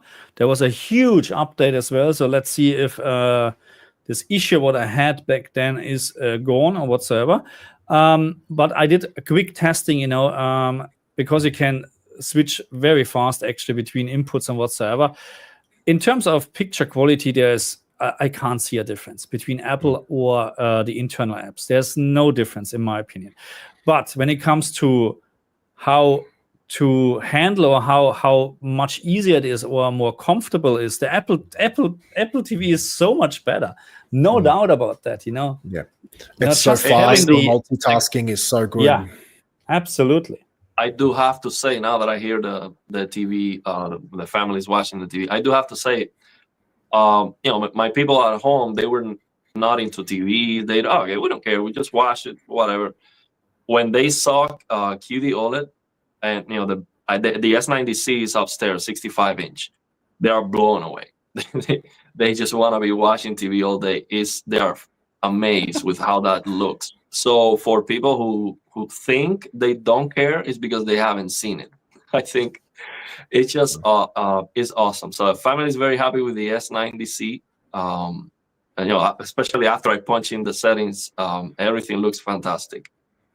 So yeah, just wanted to share that now that I hear that. So if you hear some noises, that they're watching something. Okay, guys. So do we have some last wishes? We have almost 2 hours, so 20 minutes to go. Wow. Yeah, I wanted to comment on this one. They can give us 900 hertz on all their displays, these companies, but they just like to spoon feed us technology at this point. Yeah, for sure. It will cost a little bit more money, that's for sure, but they are definitely not giving us their best. That's for sure. They can give us a lot better, and I would be okay if it was more expensive. I would be okay. Let's say we get a QD OLED that's 480 hertz, glassless 3D, 400 nits full screen, 3,000 nits peak brightness. Charge me $2,000 for a 55-inch. I think that'll be fine. I don't think you'll get it for that price, man. But they could give us a lot more, and it's just a little bit every year, just 20 hertz more. It's like, yeah, but that's how they keep us hooked. I mean, yes, of course. Yeah. Every year, that's the same thing with cars, with everything. Every year, it's just these incremental updates just to make sure, because people, like, I'll speak for myself. I am a sucker for early adoption. I always want to have the latest, and it's like an addiction, and sometimes I have to stop myself. Which is why I always say to people, man, if you have an OLED, anything less than 3 to 5 years old, don't even think about upgrading, because the incremental upgrades are just, they're not worth the money, in my opinion. But they do definitely kind of give us just a little taste. Oh, it's 120 hertz, 144 hertz, 165. Oh, you want a little bit more? You know, you got to pay the full price again next year. It's and it's even worse with phones. It's even worse with phones. Absolutely. iPhone 15, iPhone 16. What's the difference? Oh, the name. Okay. Yeah, absolutely. That's why I can't wait for the next gen consoles to come out. Like this year, it's like, they are still producing 30 FPS games, and they do have 120 FPS modes on some games, but I'd love to see a console come out strong enough where they could have the graphics quality of 30 FPS games and actually run them at 120. That way you wouldn't need to upgrade your TV. What you have now would be sufficient, if you know what I mean. So give me 30 FPS quality at 120 FPS. I'm done. Yeah, so I like to have the image quality back from the PlayStation 4, PlayStation 3. 60 FPS for a console is absolutely fine. We're talking about a console. We're not talking about a high-end graphic card. 60 FPS, fine. Don't 30 FPS is gone. Okay, if the PlayStation 6 or the Xbox, I don't know, XZ or whatever the name is, will have also games with 30 FPS. I don't know what to say. But it will happen, no worries. It will happen because they have Unreal Engine 7 then. And Unreal Engine 7 just works with 24 FPS on the PlayStation 6. That's the point. Absolutely. But no, image quality is important. That's the problem nowadays, what we have. Yeah, and there was also an announcement of a new monitor with tandem OLED. Finally, 5-layer tandem OLED. It's just gonna be 27-inch, which is like, but tandem OLED is supposed to be able to be a lot brighter, especially full screen. But I'm not sure about the brightness numbers. They are not sharing a lot about that. But yeah, there's a new technology, so hopefully we get something new for the TVs too. With CES around the corner, I always like to make these kind of comments and I guess thoughts, but I just feel like OLED is going to increasingly lose its market share because mini LED is just improving at such a much more rapid rate, and then the cost to size is just so vast. It's just most people will just always go for a mini LED rather than an OLED. That's from my experience. That's from what I'm reading online, a lot of the market research. And I'm just thinking, like, what can OLED really do to kind of gain back their market share, because every year I'm seeing Samsung, LG, all their high-end TVs are just getting selling less and less and less. And I guess for me, the only thing that comes to my mind is if they can reduce the size of the 97-inch OLED to something reasonable. Otherwise, I just don't see things getting any better for OLED. Do you guys have a different opinion or thoughts? Well, over the years, LCD has prevailed the technology because it seems like that's where they make the most money. Is the cheapest technology. So they keep trying to fix the things that are not good about it. I don't really like that. It's like a technology that's really very bad, but because it's so profitable for them, no, we cannot stop this. We just have to fix the issues. And it's like, it's not the real thing. It's like, for me, here's how it goes. For me, it's like plastic surgery or something like that. It's a very beautiful woman, but it's like all plastic surgery. No, it's not. Nothing is real. See, it's something like that. So yeah, it's big, but it's not true. It's very bright and the very inky blacks, but it's not native. It's not the real thing. So I don't really like mini LED. I would consider mini LED 10,000 nits full screen. Amazing contrast with like 40,000 dimming zones, something like that. Then I will be like, okay, a good price too, and a huge size for the price. Then okay, but with OLEDs now being able to do like 3,000-4,000 nits and 300 nits full screen, I think when it comes to picture quality, mini LEDs is not. Oh, night and day, man. But you're talking 3,000-4,000 nits OLED, but you're also talking 3-4 times the price. You know what I mean? Yeah. Marcus and I did a video on Black Friday, and we were seeing, at least in Australia, TVs under $2,500 for 100 inches, 98 inches. Obviously, the picture quality would be crap, but it's like bigger TVs are becoming more and more common. I think most times when people I know upgrade their TVs, they're always stepping up a size. And for me, I've got a 100-inch TV, man. I'm looking at going to the 110 or 115, and it's just, where does it stop? But that's the thing. At least in Australia, the price of a 97-inch G4, which doesn't have MLA, you can buy 4 83-inch G4s. Tell me how that makes sense. You know what I'm saying? Now, one thing I have to say, the 65-inch S90C that's on the living room, I sometimes I am like, I don't know what to make of it.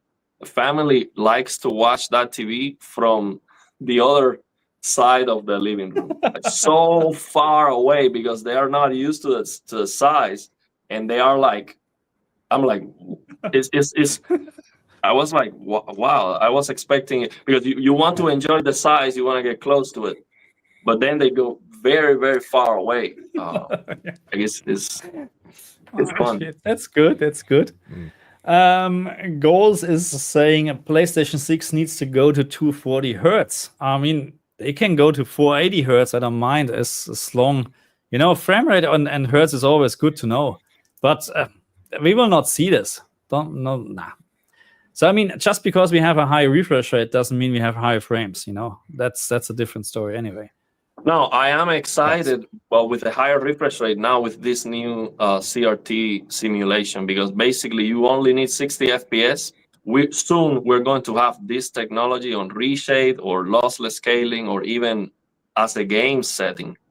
And if you have a 480 hertz, you can basically make 60 FPS look in motion like 480 when you are eye tracking something. So it's gonna look so clear. It's like a CRT basically. So that's how you can take advantage of that, even if you cannot get those frames.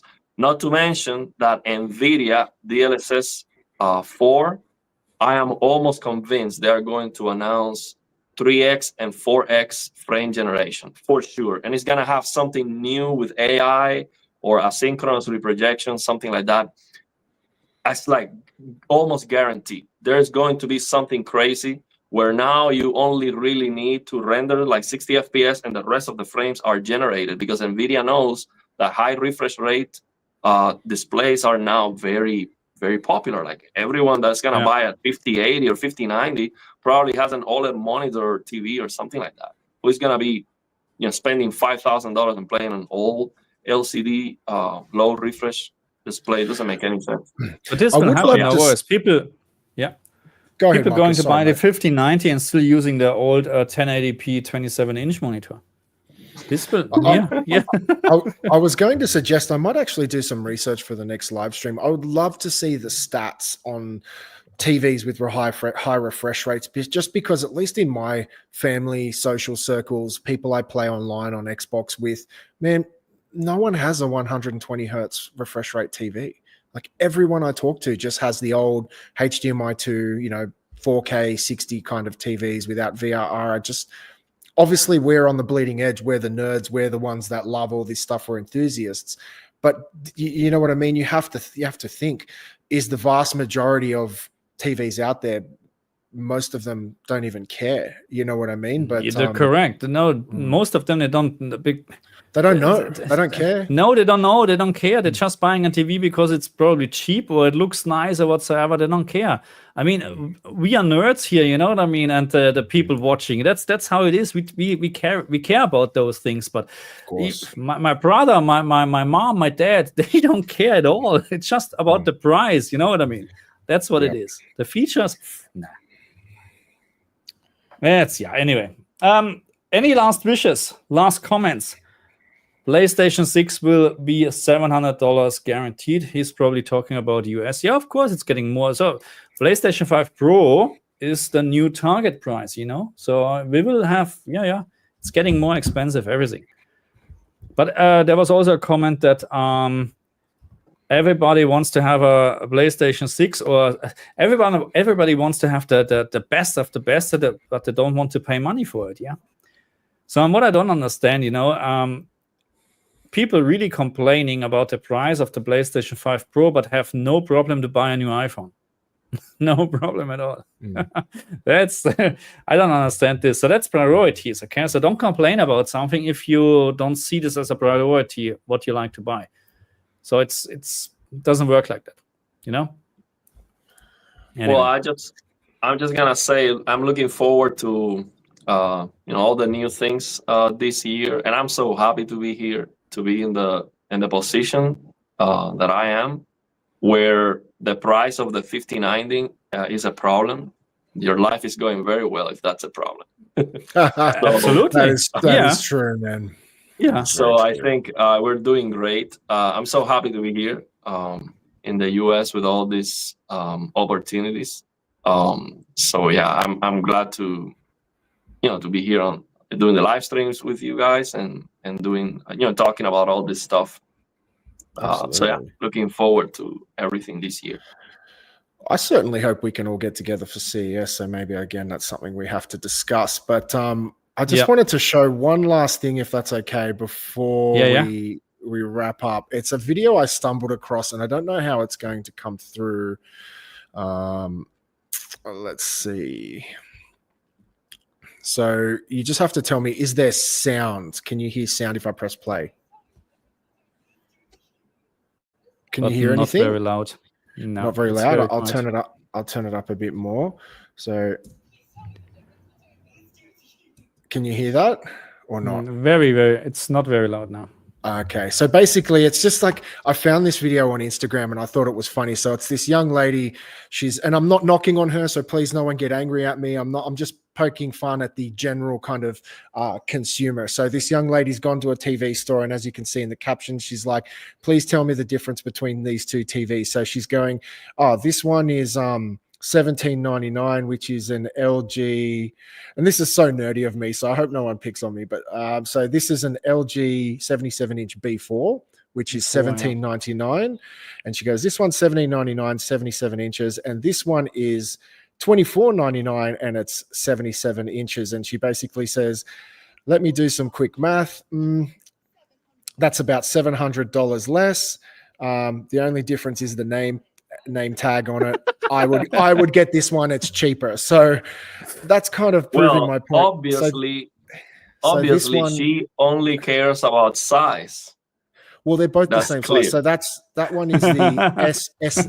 So that's the S90D, and then that's the 77-inch S90D and the 77-inch B4. So basically, this is your typical consumer. Again, I'm not picking on her. I'm just saying, you know, when someone walks into a room and they see two TVs and one's $700 cheaper or one's more, like there's a bigger discrepancy, most people just go, I'm going to get the cheaper one. They're the exact same size. There's no difference. And I agree with her, because with this content one they're playing, there's not even a difference between those two TVs. So yeah, I just thought that's something very, very interesting when I saw it, because obviously we're geeks. I'm like, oh, that's a B4. Why would you get that over that? But that's why, and you brought this article up. That's why Hisense is getting more customers, because they have a more affordable TVs. And the difference, actually, to be very honest, I mean, we're talking about really high-end TVs. And I agree with Ariel. We're in such a great situation here at G4. I mean, come on, what else? You know, that's the best TV what you can get right now. You know what I mean? So, but it's expensive, and people don't want to pay this anymore. The cost of living is going up like crazy. You can feel this every day when you go shopping and you fill up your car. You know, it's on a point where you say, oh, do you really need this? You know, that's why a 5090 at the moment, yes, I can, and I'm not bragging or whatever, I can easily on the first day buy this card. There's no problem. But then I'm thinking, we're talking about 4,000 Australian dollars for sure, something like that. Maybe it's 3,500, 4,000. No, that's just way too much. No, stop it. Stop doing it. You know? Yeah, anyway. Yeah, well, at least at the price of the 83-inch G4 I paid in Australia, you could get a small secondhand car.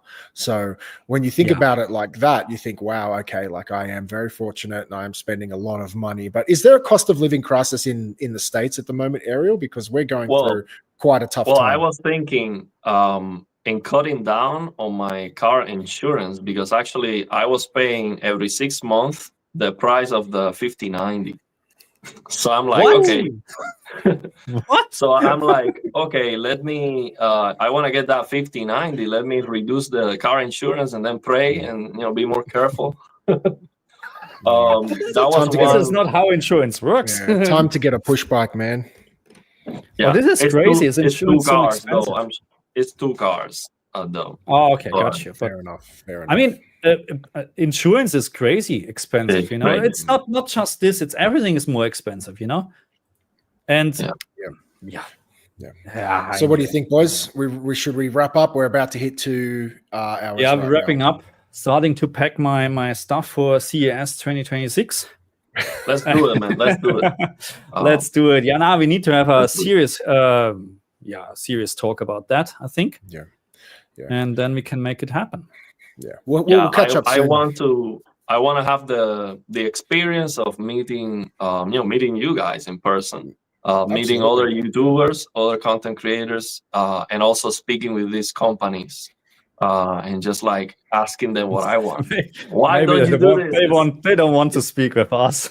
After the first day, we got banned.